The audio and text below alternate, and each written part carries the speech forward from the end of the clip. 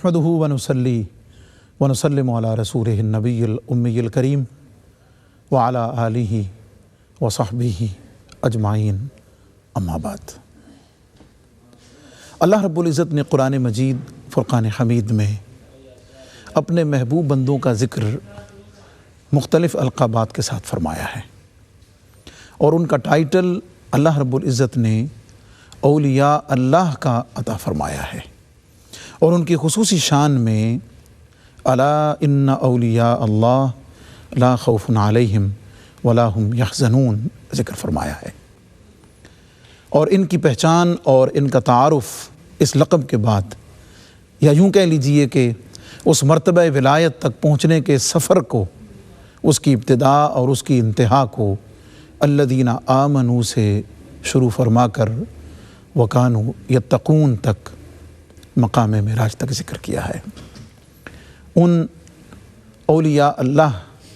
की सफ़ में वो हस्ती जैसे बिलाशुबा इमामुल औलिया, सिराजुल औलिया, इमामुल आरिफीन, सिराजुल सालिकीन, मरकज़ तजल्लियात और बिलाशुबा जो मंबए फ़ुयूज़ व बरक़ात हैं और बिलाशुबा जो मज़हारिल उलूमिल ख़फ़िया वल जलिया हैं, हुज़ूर सैयदी दाता गंज बख्श अली हुजवेरी रहमतुल्लाह ताला अलैह। आपका नाम नामी इसमें गिरामी लाहौर के लिए, मुल्क पाकिस्तान के लिए, बर्र सग़ीर के लिए, आलम इस्लाम के लिए, अहलुल्लाह से मोहब्बत करने के लिए, मोहब्बत का, अक़ीदत का, तरीक़त का, शरीयत का एक ख़ूबसूरत इस्तिआरा है। उनकी यादों, उनकी बातों, उनके मलफूज़ात पर मुश्तमिल प्रोग्राम कश्फ़ुल महजूब, जो बुनियादी तौर पर आपकी तसनीफ़ करदा किताब कश्फ़ुल महजूब शरीफ पर मुश्तमिल होता है, लेकिन आपका मेज़बान मुफ्ती मोहम्मद रमज़ान आपकी खिदमत में हाज़िर है। और आज के प्रोग्राम में हस्ब साबिक मेरे साथ कश्फ़ुल महजूब शरीफ के अनामीन पर, मौजू पर ख़ूबसूरत अल्फाज और अंदाज़ के साथ गुफ्तगू फरमाने के लिए तशरीफ़ फरमा हैं मोहतरमुल मक़ाम इज़्ज़त मआब हज़रत अल्लामा मोहम्मद शहज़ाद मुजद्दिदी साहब। अस्सलामु अलैकुम वरहमतुल्लाहि व बरकातुहू। हज़रात, 11वां बाब कश्फ़ुल महजूब शरीफ का और ज़िक्र हज़रात आइम्मा तबा ताबईन रिदवानुल्लाह ताला अलैहिम अजमाइन का, और उसमें ज़िक्र चल रहा था हज़रत इब्राहीम इब्ने अदहम रहमतुल्लाह ताला अलैह का। हज़रत इब्राहीम इब्ने अदहम रहमतुल्लाह ताला अलैह की एक खुसूसी शान जो हुज़ूर सैयदी दाता गंज बख्श अली हुजवेरी रहमतुल्लाह ताला अलैह ने ज़िक्र फरमाई है कि आपकी बैत बराह रास्त हज़रत ख़िज़र अलैहिस्सलाम के साथ थी। हज़रत ख़िज़र अलैहिस्सलाम के साथ आपकी बैत और आपका हज़रत ख़िज़र अलैहिस्सलाम से रूहानी इक्तिसाब फ़ैज़, और उसके बाद फिर आपकी जानिब से रूहानी बातनी तौर पर जो आपको रहनुमाई अता हुई, उसका हम ज़िक्र कर चुके हैं। और आपकी खुसूसियात में और आपके फ़ज़ाइल व मनाक़िब में हुज़ूर सैयदी दाता गंज बख्श अली हुजवेरी अलैहि रहमा ने एक बात और ज़िक्र फरमाई है कि आपने हज़रत इमाम आज़म अबू हनीफ़ा रहमतुल्लाह ताला अलैह के साथ रह कर तहसील इल्म फरमाया। यानी आप गोया कि हज़रत इमाम आज़म अबू हनीफ़ा रहमतुल्लाह ताला अलैह के हम जमात, हम सबक, हम असर और साथियों में से हैं। हज़रत ये जो एक खुसूसी यानी एक अज़ीम हस्ती के साथ होना, या यूँ कह लीजिए कि दो हस्तियों का आगे चल के अज़ीम हो जाना, क्या फ़रमाएँगे इस हम सफ़र होने में और तहसील इल्म के सफ़र में साथ होने में? जी, बिस्मिल्लाहिर्रहमानिर्रहीम, अल्हम्दुलिल्लाहि रब्बिल आलमीन, वस्सलातु वस्सलामु अला अशरफिल अंबिया वल मुरसलीन व अला आलिहि व सहबिहि अजमाइन। यक ज़माना सोहबत बाउलिया, बेहतर 100 साल अतात बेरिया, हर के ख़ाहद हम नशीनी बा खुदा, ओ नशीनत दर हुजूर औलिया। मुफ्ती साहब, ये एक तरह की मानवी मायत होती है इन बुज़ुर्गों के साथ जो इस प्रोग्राम के ज़रिए हमें मैसर आती है। हज़ूर दाता गंज बख्श अली हुजवेरी रहमतुल्लाह ताला के वसीला जलीला से और इस किताब कश्फ़ुल महजूब शरीफ के वसीला जलीला से हम इतने अकाबिर बुज़ुर्गान दीन और औलिया किराम का तज़किरा करने की सआदत हासिल करते हैं। यकीनन मकाम हम्द और शुक्र है अल्लाह तबारक व तआला ने इन बंदगान खुदा और इबादुर रहमान और औलिया कामिलीन को जो मकामात, मरातब, जो अज़मतें अता फ़रमाईं, ان میں سے ہم کچھ چیزوں کو دیکھنے کی کوشش کرتے ہیں اور ان سے استفادہ کرتے ہیں، ان سے فیض لینے کی کوشش کرتے ہیں ان کلمات کے ذریعے۔ حضرت سیدنا ابراہیم ابن ادھم رحمۃ اللہ تعالی علیہ، آپ کے امتیازات اور اختصاصات میں سے ایک بہت بڑا امتیاز یہ ہے کہ آپ نے دیگر اولیاء کرام کے برعکس براہ راست جناب خضر علیہ السلام سے استفادہ کیا۔ یہ بہت بڑی بات ہے۔ اور پھر یہ کہ اللہ کی طرف سے جناب خضر کو مامور کیا گیا ابراہیم ابن ادھم رحمۃ اللہ علیہ کی تعلیم و تربیت کے لیے، یہ بھی ایک خاص کرم کی اور بہت بڑی بات ہے۔ وَعَلَّمْنَاهُ مِن لَّدُنَّا عِلْمًا، جس ہستی کے بارے میں کہا گیا ہو براہ راست جو بارگاہ الہی سے فیض یاب ہو، تلمیذ الرحمن ہو، اور پھر اس کا تلمیذ ہونا اور اس کی شاگردی اور اس سے استفادہ و استفاضہ کرنا، یہ یقیناً بہت بڑی بات ہے۔ اور اسی چیز نے شاید میں دیکھتا ہوں کہ جناب ابراہیم ابن ادھم رحمۃ اللہ کو اپنے باقی معاصرین سے ممتاز کیا، اور باقی معاصرین نے اس کا اعتراف بھی کیا۔ جناب خضر کے پاس جب آپ پہنچے، براہ راست جب ملاقات ہوئی، تو آپ نے انہیں بتایا کہ آپ تک پہنچتے پہنچتے میں جن مجاہدات سے گزرا ہوں، مجھے راستے میں ایک بزرگ اور بھی ملے ہیں اس دوران، انہوں نے مجھے اسم اعظم سکھایا ہے اور اس کی تعلیم دی ہے۔ تو جناب خضر علیہ السلام نے فرمایا کہ ہاں ابراہیم، وہ میرے بھائی داؤد علیہ السلام تھے۔ اللہ اکبر۔ اب دیکھیے جس ہستی کی تربیت انبیاء فرما رہے ہیں، اللہ اکبر، سبحان اللہ، وہ پھر کس درجے کا مقام ولایت اسے حاصل ہوگا۔ فیروز داتا صاحب رحمۃ اللہ جو اشارات فرمائے ہیں بہت اختصار سے، دیگر جب ہم کتب میں سیر کی کتابوں میں دیکھتے ہیں آپ کے احوال کو تو حیرت ہوتی ہے واقعتاً۔ اور سیدنا جنید بغدادی رحمۃ اللہ کے جو ارشاد لائے حضور داتا صاحب رحمۃ اللہ تعالی علیہ کہ ابراہیم جو ہیں مفاتیح العلوم ہیں، ان کے جو ارشادات ہیں اور ان کے فرامین ہیں، یقیناً اس کے پیچھے وہ براہ راست فیض کار فرما ہے جو حضرت داؤد علیہ السلام، حضرت خضر علیہ السلام، اور اس کے بعد امام الانبیاء حضور خاتم النبیین تاجدار مرسلین صلی اللہ تعالیٰ علیہ وسلم کا فیض جو براہ راست امتی ہونے کی وجہ سے انہیں حاصل ہے۔ اور ایک اور بات میں یہاں دہرا دوں، جب ہم تبع تابعین کہتے ہیں تو اس کا مطلب یہ ہے کہ یہ ہم کسی عام شخص یا فرد کی بات نہیں کر رہے، ہم خیر القرون کے لوگوں کی بات کر رہے ہیں۔ جی، تو ان ہستیوں کی جو ہے اتباع و اطاعت، اس پہ ہم شرعاً مامور ہیں۔ جب ہم کہتے ہیں صراط الذین انعمت علیہم، تو اپنے رب سے مانگ رہے ہیں کہ مولا ہمیں ابراہیم ابن ادھم کے راستے پر چلا، بے شک بے شک، ہمیں جنید بغدادی اور بایزید بستامی رحمہم اللہ کے راستے پر چلا، ہم اللہ سے مانگ رہے ہیں کیونکہ یہ خیر القرون کے لوگ ہیں، اس لیے بھی یہ ہماری ضرورت ہیں۔ ان کی تعلیمات، ان کا اسوہ، ان کی سیرت سے واقفیت ہونا بطور مسلمان بھی ہماری ضرورت ہے۔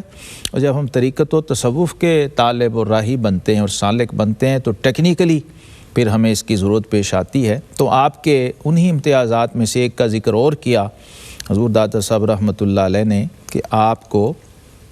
امام اعظم ابو حنیفہ رحمۃ اللہ کی مصاحبت حاصل ہے۔ میں جو سمجھا ہوں وہ یہ ہے کہ آپ نے امام اعظم ابو حنیفہ رحمۃ اللہ علیہ سے علمی استفادہ کیا، کیونکہ یہ دور وہ تھا سفیان ثوری رحمۃ اللہ تعالی علیہ، فضیل بن عیاض رحمۃ اللہ تعالی علیہ اور حضرت ابراہیم ابن ادھم رحمۃ اللہ تعالی علیہ، یہ مکہ شریف کے اندر فضیل بن عیاض اور ابراہیم ابن ادھم رحمۃ اللہ کا ساتھ رہا، اور روحانی طور پر پھر انہوں نے باقاعدہ حضرت فضیل بن عیاض سے بھی استفادہ فرمایا۔ امام اعظم ابو حنیفہ رحمۃ اللہ چونکہ اس وقت مرجع علم و فقہ تھے، بن چکے تھے، اور لوگ حصول علم کے لیے آپ کی طرف رجوع کرتے تھے، اور کمال یہ تھا کہ امام صاحب کے حلقے میں ہر درجے اور ہر طبقہ فکر کے لوگ جمع ہوا کرتے تھے، اور آپ کے مصاحبین کے اندر جب ہم نظر ڈالتے ہیں تو حضرت عبداللہ بن مبارک بھی بیٹھے ہوئے ہیں، حضرت داؤد طائی بھی موجود ہیں، اور ابراہیم ابن ادھم رحمۃ اللہ بھی موجود ہیں، اور یہ سارے بطور تلامذہ وہاں پر بیٹھا کرتے تھے اور امام صاحب سے استفادہ کیا کرتے، کیونکہ آپ تابعین میں سے ہیں اور آپ نے براہ راست صحابہ سے اور اکابر اجلہ تابعین سے فیض لیا، اور علم و فضل کی جو مسند آپ کو ملی وہ اس زمانے میں کسی اور کے حصے میں نہیں آئے، اس لیے تمام بڑے بزرگ جو ہیں ان کے اندر یہ قدر مشترک مجھے نظر آتی ہے کہ یہ سب کوشش کرتے تھے کہ امام اعظم ابو حنیفہ رحمۃ اللہ سے جا کے علمی استفادہ کیا جائے، کیونکہ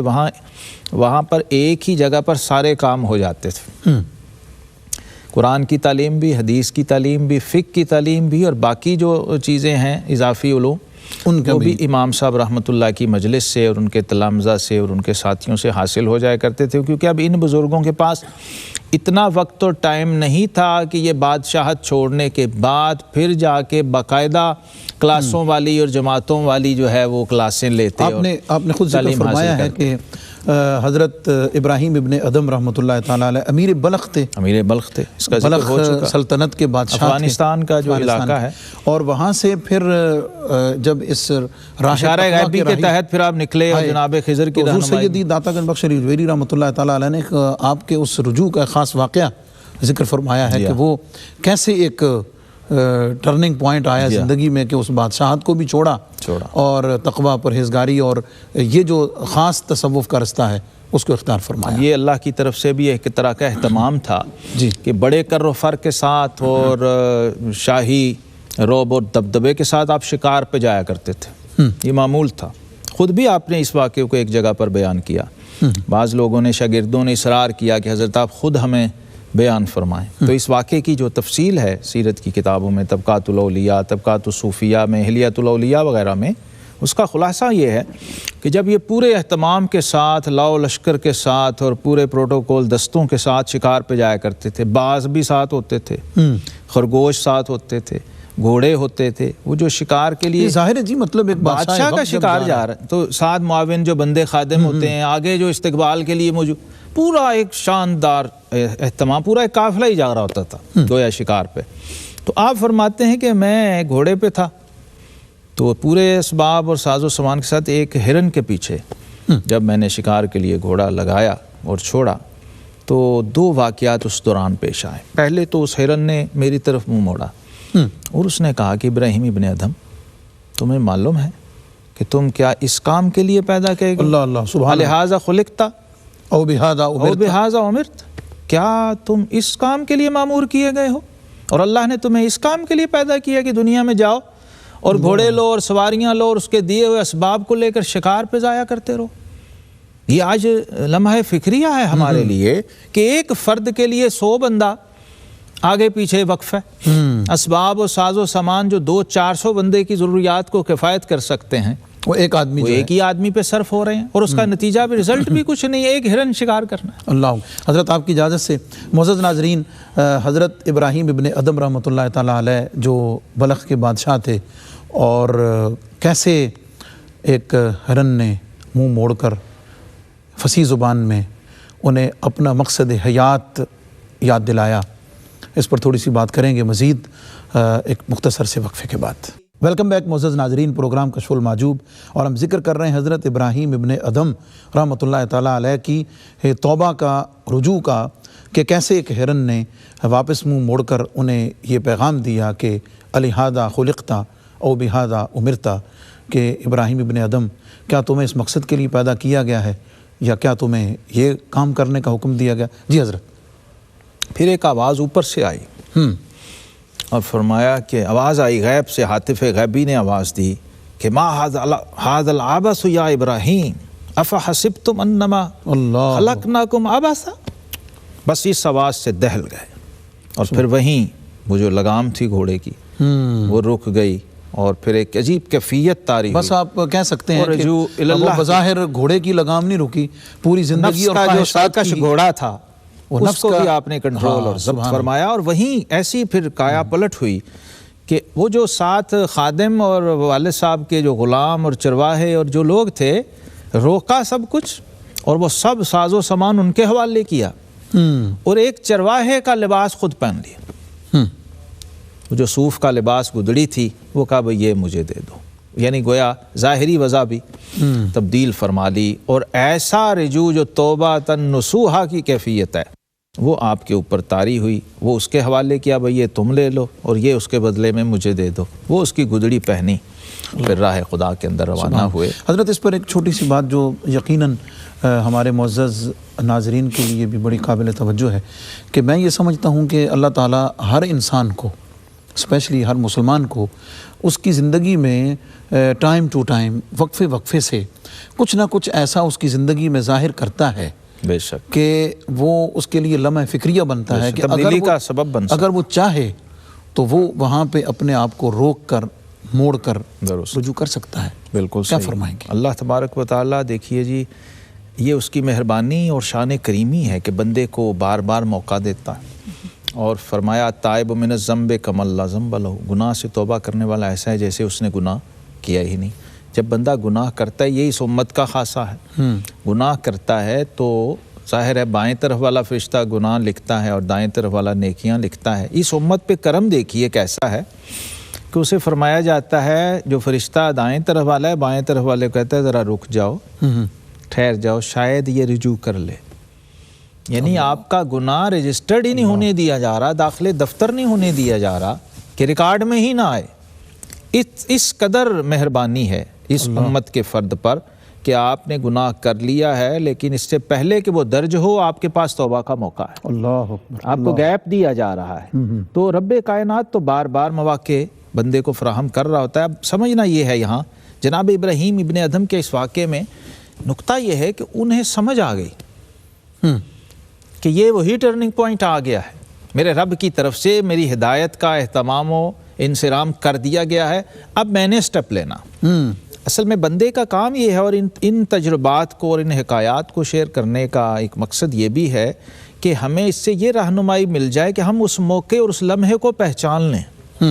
بعض اوقات ہوتا ہے وہ لمحہ آتا ہے ہم پہچان نہیں پاتے ہیں جی، ہم غفلت کا غلبہ ہوتا ہے تو ہم اسے گزار دیتے ہیں. دو وجہ سے، یا تو ہم حالت غفلت ہی میں ہوتے ہیں، یا پھر ہم پہ کھل جاتا ہے کہ یار اب موقع ہے. مثلا عمرے پہ جاتا ہے بندہ، حج پہ جاتا ہے بندہ، حضور داتا صاحب رحمۃ اللہ کی بارگاہ میں قریبی فوت ہوتا ہے، کوئی قریبی فوت، کوئی لمحہ، کوئی واقعہ، کوئی حادثہ، کوئی صدمہ، کسی کے ساتھ کوئی واقعہ جو فاتبروا یا اولی الابصار، اللہ تعالیٰ نے فرمایا نا جو بصیرت والے ہو تو عبرت پکڑو دیکھ کے. آپ کے ارد گرد جو کچھ ہو رہا ہے دنیا میں، سیدنا عثمان غنی رضی اللہ عنہ تو فرمایا کرتے تھے کفا بالموت واعظا، کہتے تھے موت سے بڑا واعظ کون ہے. سبحان اللہ. تو اگر کسی کو دنیا سے جاتے ہوئے دیکھ کر بھی آپ کو سمجھ نہیں آ رہی، پھر قبر سے بڑا واعظ کون ہے اس کو دیکھ کر. اور یہ تو سمجھیے کہ براہ راست ایک طرح کی دعوت ہے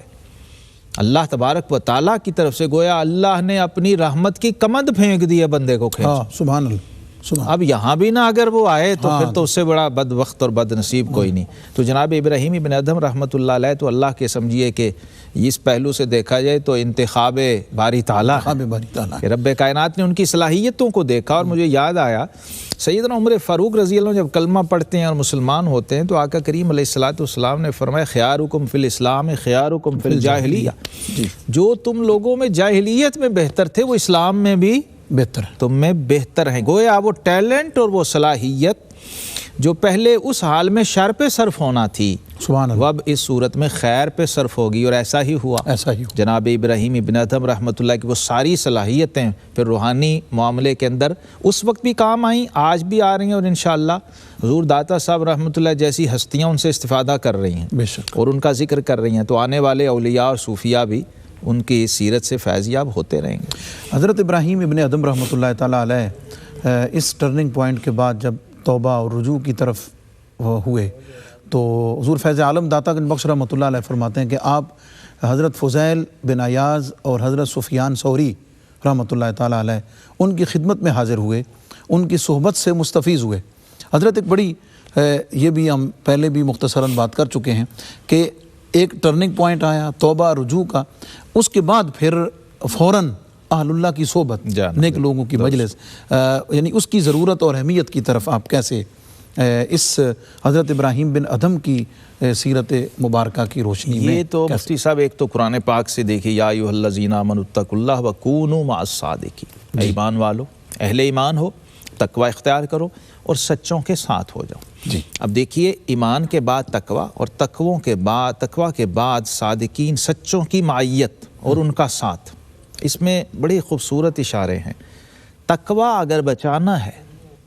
اور ایمان کو اگر محفوظ رکھنا ہے تو پھر صالحین کی صحبت میں آ جاؤ، کیونکہ المرء علی دین خلیلہ، آقا علیہ السلام نے فرمایا بندہ اپنے دوست کے دین پر ہوتا ہے. فلینظر من یخاللہ، تو تم دیکھا کرو تم کس کے دوست ہو. اب فخر ہو رہا ہے نا ہمیں صرف پڑھ کے جی جی کہ ہم اس ہستی کا ذکر کر رہے ہیں جو امام اعظم ابو حنیفہ کے ساتھ بیٹھنے والے ہیں، حضرت سفیان ثوری اور فضیل بن عیاض رحمہ اللہ، اور ان پہ رشک آ رہا ہے کہ جناب ابراہیم بن ادھم جیسی ہستیاں جو نبیوں سے فیض لے کے آئے ہیں اور ان کے پاس بیٹھے ہوئے ہیں۔ جی جی عبداللہ بن مبارک رحمۃ اللہ کے بارے میں کہا گیا کہ ان میں سوائے صحابیت کے ہر وصف تھا۔ اللہ، اب یہ ہستیاں تھیں جن کے ساتھ وہ بیٹھ رہے ہیں آپس میں، تو کیا کیا فیض و برکات کے تبادلے ہو رہے ہوں گے۔ سبحان۔ اب اس میں سمجھنا یہ ہے کہ ابراہیم اور پوری کشف المحجوب ہمیں مجھے جو قدر مشترک نظر آئی ہے، جی ہر تائب نے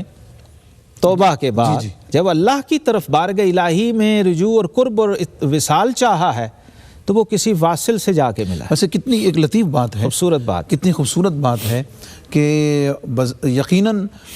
مقصود تو بارگاہ الہی کی طرف اس کی رضامندی ہے، اس کی عبادت ہے، لیکن ان صالحین کی صحبت سے ہو کر دیکھیے وابتغوا الیہ الوسیلہ کہا نا، جی جی وسیلہ ڈھونڈو اس کی طرف۔ کس نے کہا ہے؟ کسی بندے نے نہیں، کسی نبی نے نہیں، کسی ولی نے نہیں، خود رب ذوالجلال نے فرمایا کہ اللہ کی طرف وسیلہ ڈھونڈو۔ اب وہ وسیلہ کون بن سکتا ہے؟ جس کا اللہ سے ڈائریکٹ اور براہ راست تعلق ہے یا پہلے سے واصل باللہ ہے، جی تو ہی آپ کو واصل کرے گا نا، جو خود ملا ہوا ہے وہ آپ کو ملائے گا۔ تو یہ گویا پوری امت کا معمول ہے، نبی کریم علیہ الصلوۃ والسلام سے ان کے صحابہ۔ اب آپ چین دیکھیے جو حضور داتا صاحب نے جو ترتیب رکھی، جی جی صحابہ کرام، اہل بیت اطہار، پھر تابعین، پھر اتباع تابعین، گویا ایک چین ہے، کڑی سے کڑی ملتی جا رہی ہے، اور اسی کو شجرہ طریقت کہتے ہیں۔ جی حضرت ابراہیم بن ادھم رحمۃ اللہ علیہ نے اسی طریق کو ملحوظ رکھا، کیونکہ ان کے سامنے یقیناً اس دور میں یہ مثالیں موجود تھیں کہ بھئی جب بھی کوئی شخص اللہ کی بارگاہ میں رجوع کرتا ہے، توبہ کرتا ہے، تو پھر وہ اللہ والوں کے پاس جاتا ہے۔ کیوں اللہ والوں کے پاس؟ اس لیے جاتا ہے کہ اللہ سے تعلق کے لیے اس کے پاس پرسنلی اور کوئی نمونہ، معیار اور کوئی سیمپل نہیں ہے، کوئی ایسی چیز نہیں ہے کہ اس کی روشنی میں وہ طے کر سکے کہ بھئی اللہ سے تعلق اور دوستی کو برقرار کیسے رکھنا ہے۔ اس کے لیے ان لوگوں کے پاس جائے گا اور ان کے تجربات کو دیکھے گا، ان کے احوال کا مشاہدہ کرے گا، اور پھر استقامت کو اختیار کرے گا، جس کا قرآن نے تقاضا کی، ان الذین قالوا ربنا اللہ ثم استقاموا۔ حضرت آج کے دور میں بھی تو یقیناً کسی بھی فیلڈ میں اگر آپ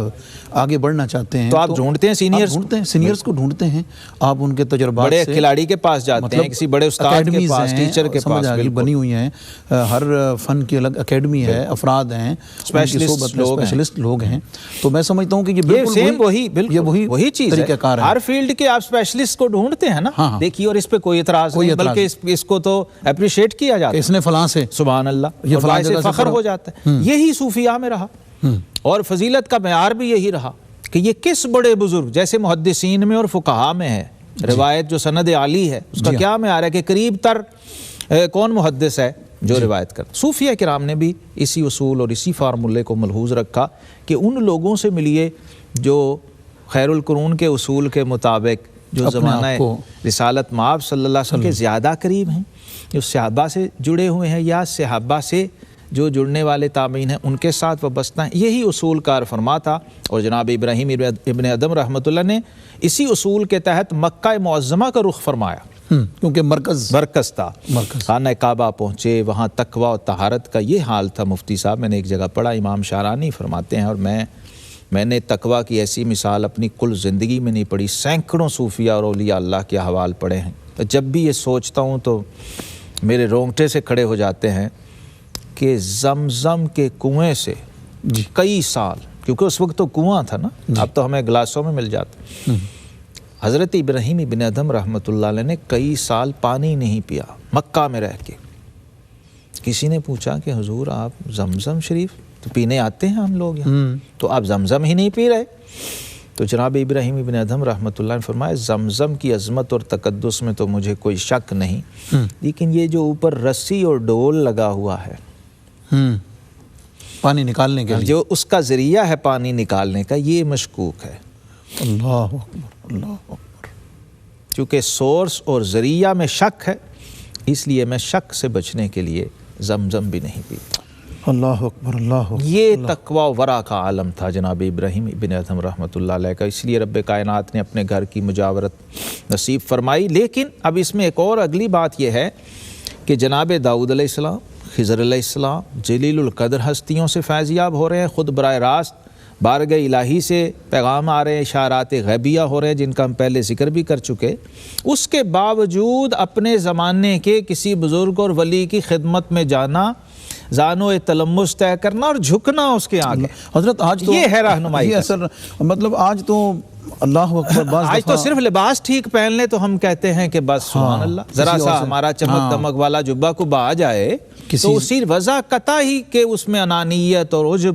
اور خود پسندی کے شر میں ہم حضرت خضر علیہ السلام کی جانب سے یہ جائے کہ ہم کوئی خواب میں کوئی جھلک دیکھ لیں، کوئی مکاشفہ، کوئی مشاہدہ تھوڑا سا ہو جائے، وہ تو قابو آنے والا، پھر اللہ اکبر سبحان اللہ۔ یہ میں سمجھتا ہوں ہمارے لیے بہت، خصوصاً جو اہل سلوک ہیں، اہل طریقت ہیں، اہل خانقاہ ہیں، وہ یہ سمجھیں کہ ان بزرگوں نے ہمیشہ اپنے سے بڑے کے جو فضیلت ہے اس کو تسلیم کیا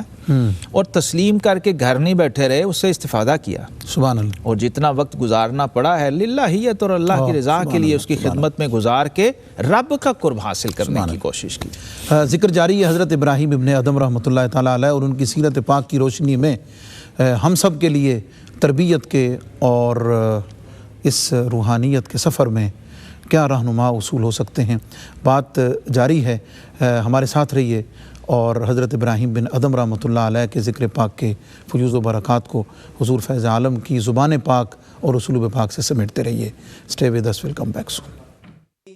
ویلکم بیک معزز ناظرین۔ حضرت ابراہیم ابن ادم رحمۃ اللہ تعالیٰ علیہ،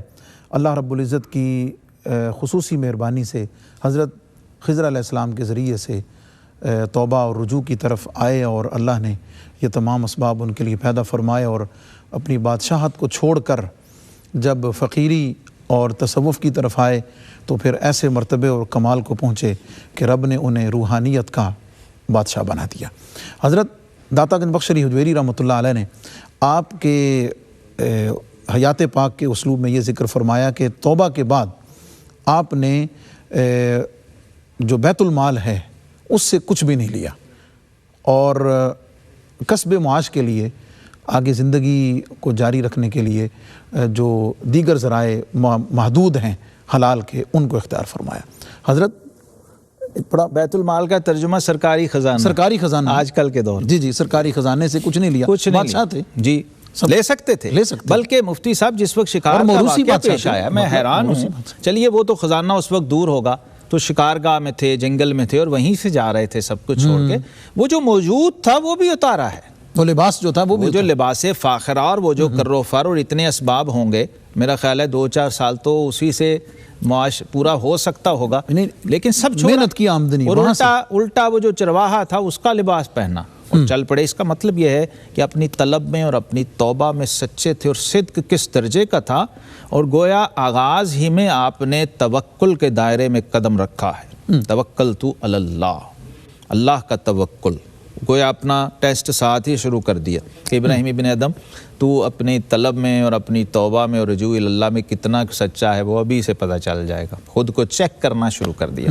اور ایسا ہوا، آپ فرماتے ہیں کبھی کبھی طبیعت بہت زیادہ جب خوش ہو جاتی تھی کسی بات پر تو میں خود کو چیک کیا کرتا تھا اور دیکھتا تھا۔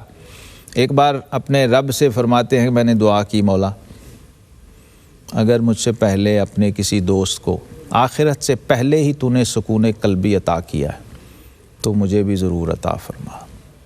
اللہ تبارک و تعالیٰ کی خواب میں زیارت ہوئی، اللہ رب العزت نے فرمایا ابراہیم ابن ادم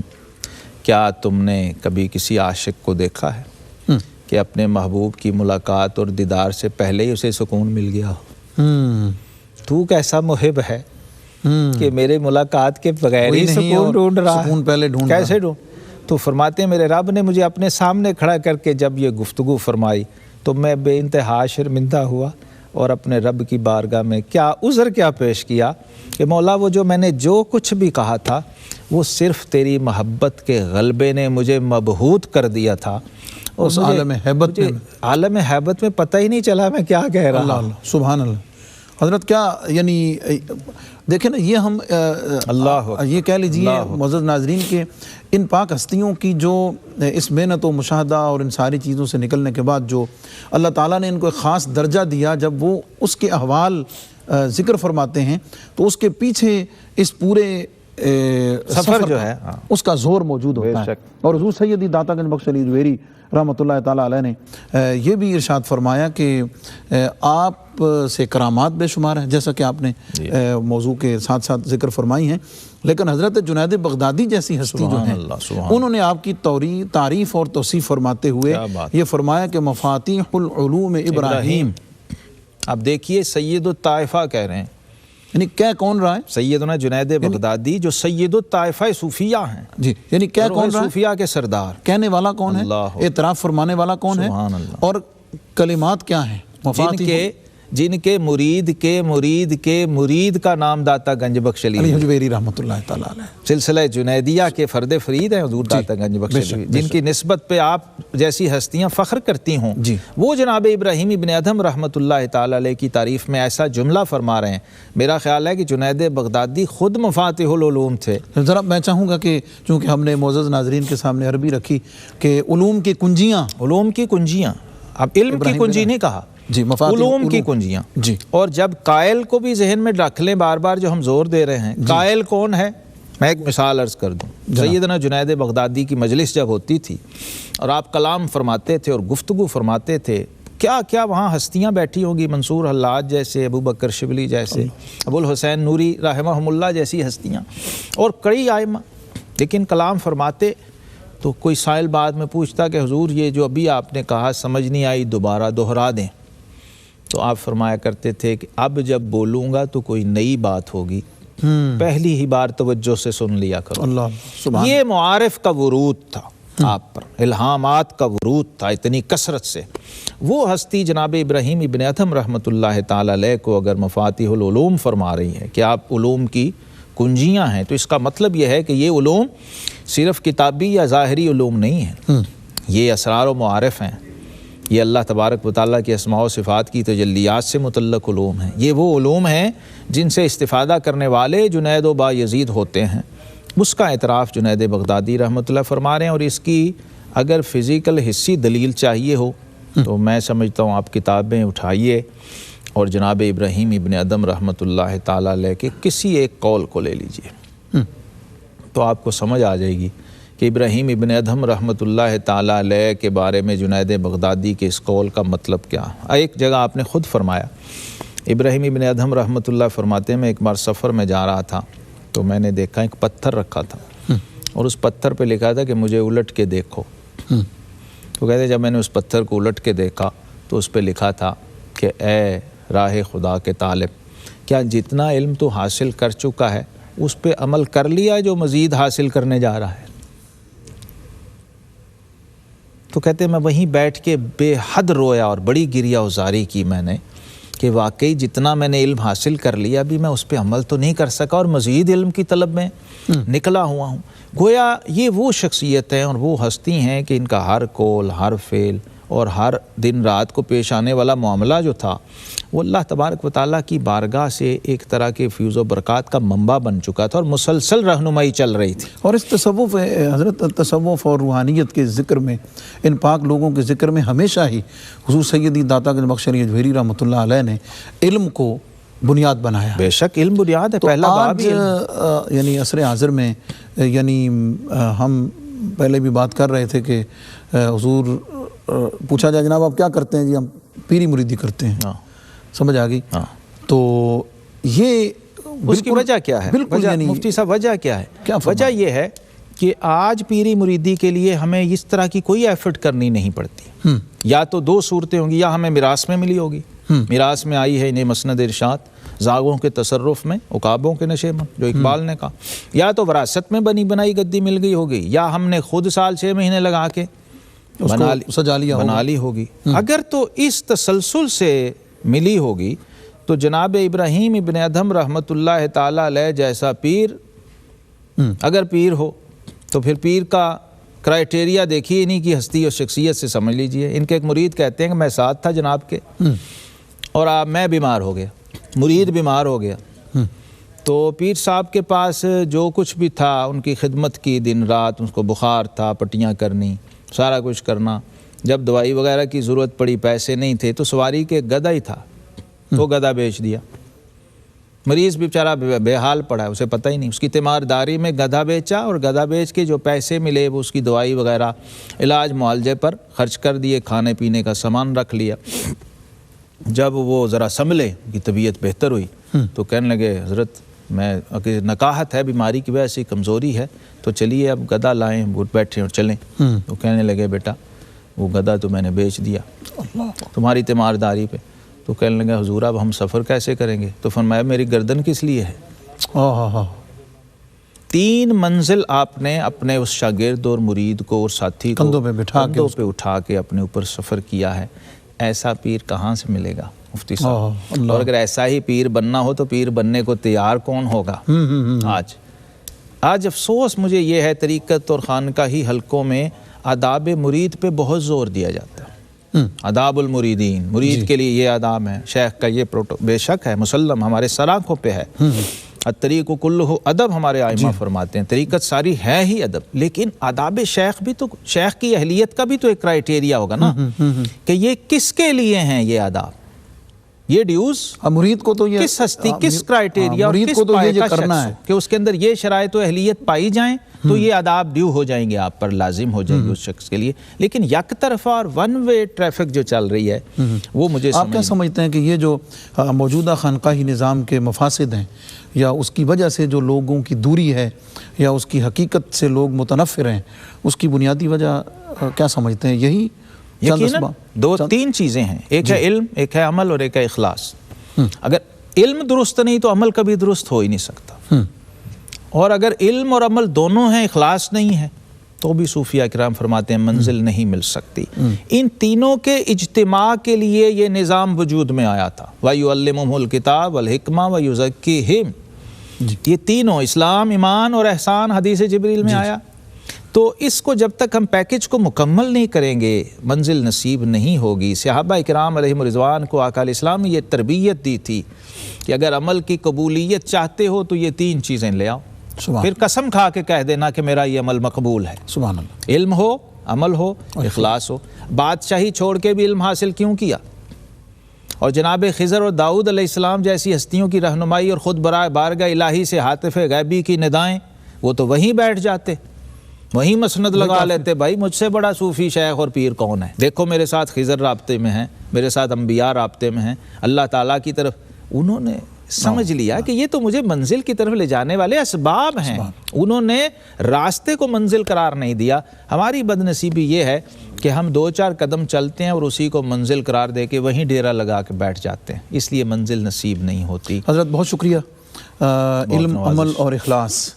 جو نچوڑ ہے تصوف کا، روحانیت کا، اور عصر حاضر میں بھی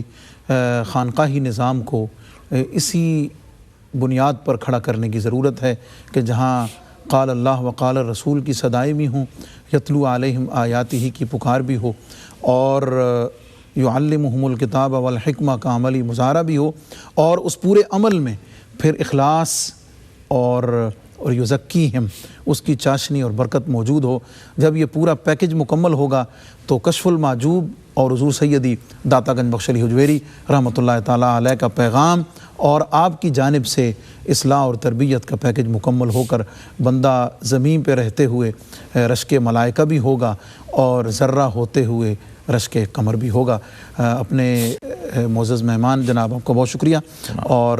میزبان کو اجازت دیجیے انشاءاللہ العزیز حضرت ابراہیم ابن ادم رحمۃ اللہ علیہ کے ملفوظات اور آپ کی سیرت کے باقی پہلوؤں کے ساتھ انشاءاللہ پھر آپ کی خدمت میں حاضر ہوں گے۔ اپنا، اپنوں کا، دائیں بائیں سب کا بہت خیال رکھیں، اس لیے کہ اسی میں ہم سب کی بھلائی ہے۔ والسلام علیکم ورحمۃ اللہ وبرکاتہ۔ ناظرین، اگر آپ ایسی ہی مزید ویڈیوز دیکھنا چاہتے ہیں تو ہمارا ARYQTV کا چینل سبسکرائب کیجئے اور بیل آئیکن کا بٹن دبانا نہ بھولیے تاکہ آپ سے کوئی پسندیدہ پروگرام مس نہ ہو جائے۔